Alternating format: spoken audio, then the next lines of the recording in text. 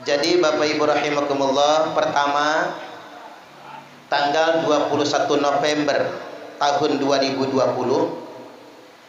Adinda Daniel Nuril Fajrin menerima pesan WhatsApp dari saya tentang seorang anak yang lahir dengan kelainan dan akan kita bantu dengan gerakan serbu.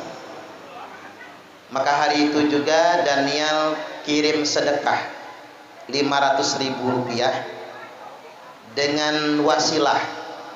Semoga dengan sedekah ini beliau segera dikaruniai momongan. Ajib Pak sedekahnya. 2 minggu kemudian Eva dinyatakan positif hamil. Nah, di bulan November ini usianya sudah 2,5 bulan. Subhanallah. Mudah-mudahan wasilah sedekah itu juga keponakan kita ini benar-benar dijaga oleh Allah. Sehat walafiat, kuat raganya, sehat jasmaninya, sehat rohaninya, dan tumbuh cerdas serta bertakwa kepada Allah Ta'ala. Allahumma amin. Nah, sebagai modal buat Daniel sama Eva, saya hendak menyampaikan beberapa hal tentang tarbiyatul auladi ba'dal wiladah, pendidikan anak setelah dilahirkan.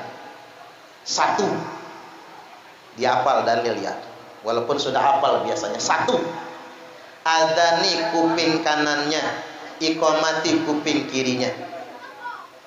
Maksud saya jangan ikut-ikutan sama aliran yang mengatakan adzan di kuping bayi haram, bid'ah.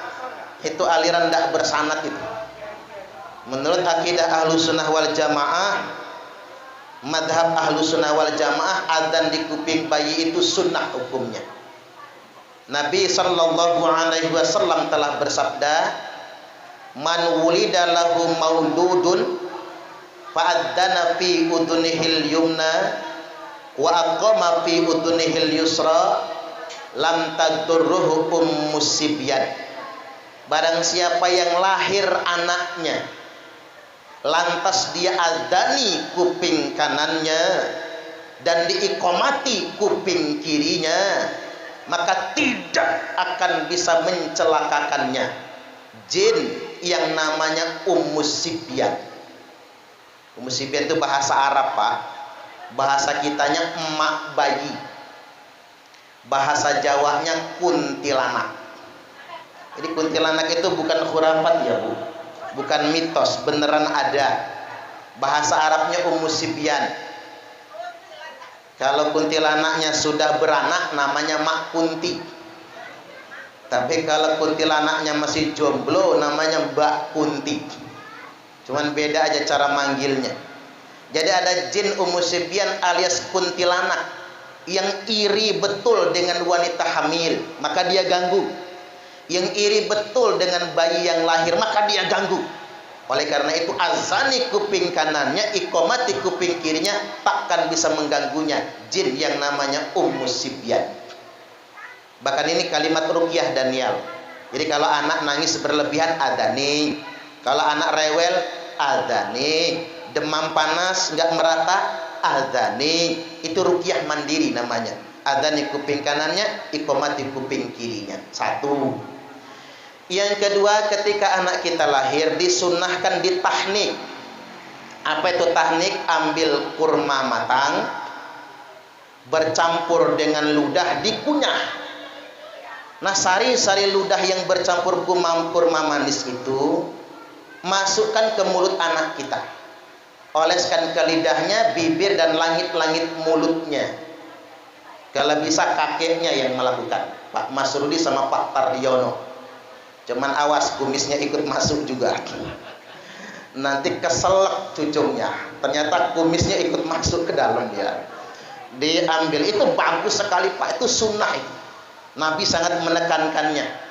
Dulu para sahabat mengajak anak-anak bayinya agar ditahnik oleh Nabi. Nah, orang sekarang bisa ditahnik kiai, ustadz, kakeknya, yainya, sidinya. Yang penting yang mentahnik jangan laki-laki hidung belang mata keranjang. Mau jadi apa anak kita tuh nantinya? Karena dalam pepatah orang Arab, ma fil aba fil abna, Apa yang ada pada bapaknya ada pada anaknya. Kalau orang Jawa nyaut, nek bapake kalong, anake kampret. Nek bapake nyolong, anake nyopet. Yang namanya buah jatuh nggak jauh dari pohonnya. Dua, dapat ilmunya kita. Teknik kurma matang. Boleh juga Daniel pakai madu. Nggak apa-apa, dia kecenderungan kalau kena madu itu bibirnya hitam sebentar. Tapi nanti memerah, nggak apa-apa. Banyak orang nggak mau karena takut hitam katanya. Nggak juga. Yang bikin hitam tuh ngudut, Pak, ngerokok, gosong bibirnya. Kemudian yang ketiga, dicukur rambutnya. Tadi nih, dicukur rambut anak kita. Habis ini gundul rambutnya, botakin betul. Cukur gundul, lalu disedekahi. Wazanat Fatimatus Sa'ara Hasanin wa Husainin wa Zainaba wa Ummi Kulthum fatasaddaqat bi zinatin dzalika fiddah. Dulu Fatimah 4 anaknya, Hasan, Husain, Zainab, Ummi Kulthum. Waktu dicukur rambutnya digundulkan semua, lalu Fatimah bersedekah dengan timbangan rambut tersebut seberat seharga perak. Bagusnya sih emas, tapi jadi cocok betul tadi Pak. Waktu kita nyukur ada gunting, kan ada emasnya ya. Bukan emas bohongan kan Daniel, beneran ya. Ada emasnya, ini pelajaran bagus ini Pak. Kan jarang-jarang kita begitu. Jadi pas nyukur di guntingnya itu ada emas. Apa maksudnya? Itu sudah diniatkan untuk mensedekahi rambutnya. Standarnya perak. Kalau perak nggak kalau sanggup pakai emas. Kalau emas nggak sanggup pakai perak. Perak nggak sanggup pakai apa saja yang kita bisa. Sekedarnya jadilah. Tapi niatkan mensedekahi rambutnya. Makanya ada kembang telur. Benderanya duit. Orang tua dulu itu Pak nggak pintar ceramah. Karena zaman dulu yang ceramah cuman Zainuddin MZ. Yang lain nggak ada yang bisa ceramah zaman itu. Orang tua dulu nggak pintar ceramah, tapi pintar ngajarin. Makanya orang tua bikin kembang telur ini tujuannya untuk mensedekahi rambutnya. Dulu kan uangnya 100 rupiah yang merah zaman dulu. Kalau zaman sekarang naiklah 2 ribuan. Tapi ada yang protes sama saya, Ustadz kok duitnya 2 ribuan, bukan 100 ribuan aja. Kalau duit kembang telur ini 100 ribuan Pak, yang marhabanan nggak konsentrasi, takut nggak kebagian. Ini tujuannya sebetulnya. Baik, kemudian yang berikutnya diberikan nama yang terbaik. Nabi sallallahu alaihi wasallam bersabda, innakum tad'una yaumal qiyamati bi asma'ikum. Sesungguhnya kalian semua akan dipanggil pada hari kiamat nanti dengan nama-nama kalian. Wa asma'i abaikum, dan dengan nama bapak-bapak kalian. Fa ahsinu asma'akum, maka perbaguslah nama kalian semua. Beri nama terbaik. Ini nama keponakan kita ini sudah yang terbaik ini Pak. Al-Naira. Al-Naira itu diambil dari kata nairah. Artinya terang benderang, berkilau, gemerlap.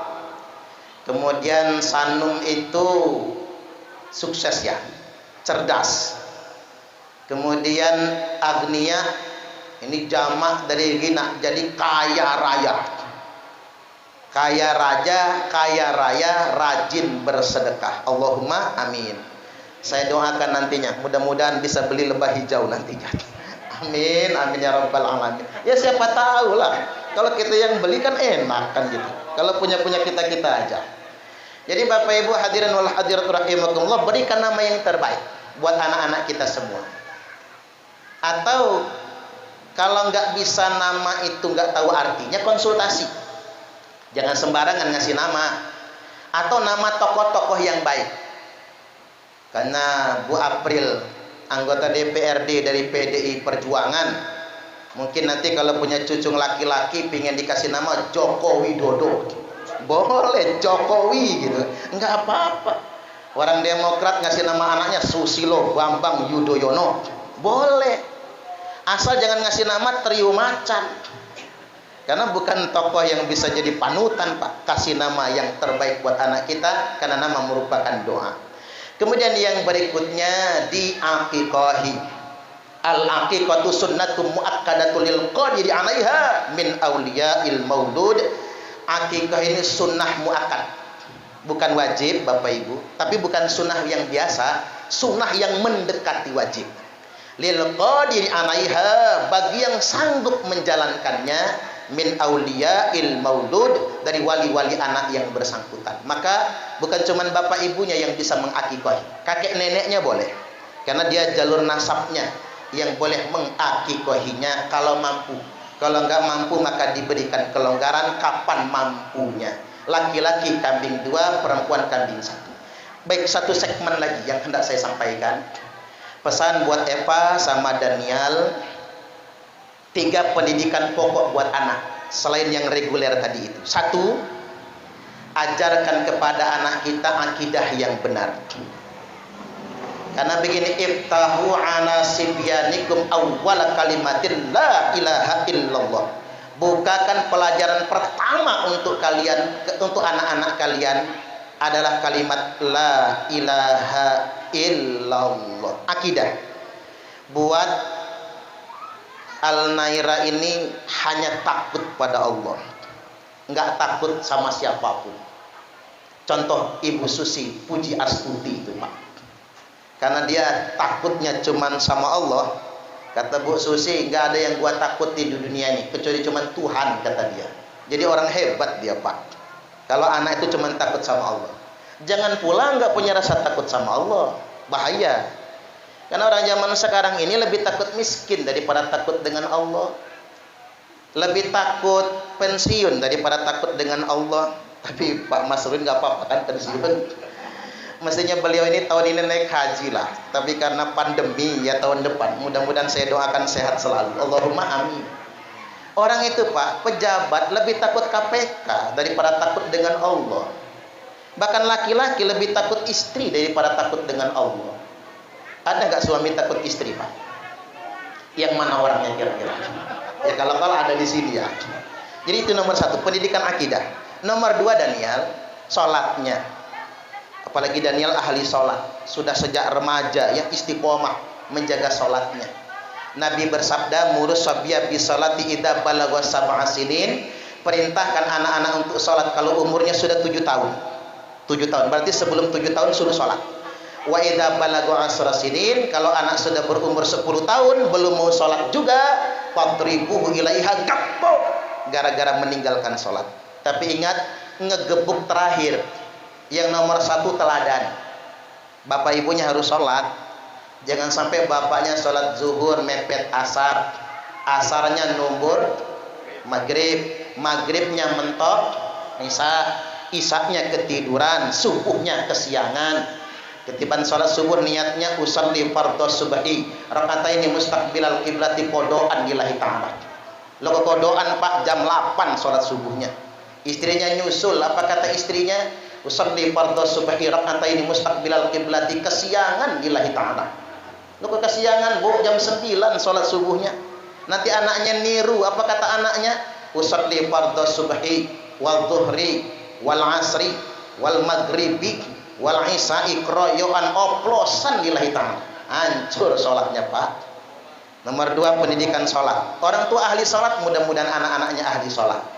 Yang ketiga, yang terakhir sekarang, agar anak kita solih dan solihah juga, maka ajari anak kita berbakti kepada orang tua. Daniel beruntung, orang tua masih lengkap. Eva beruntung, orang tua masih lengkap.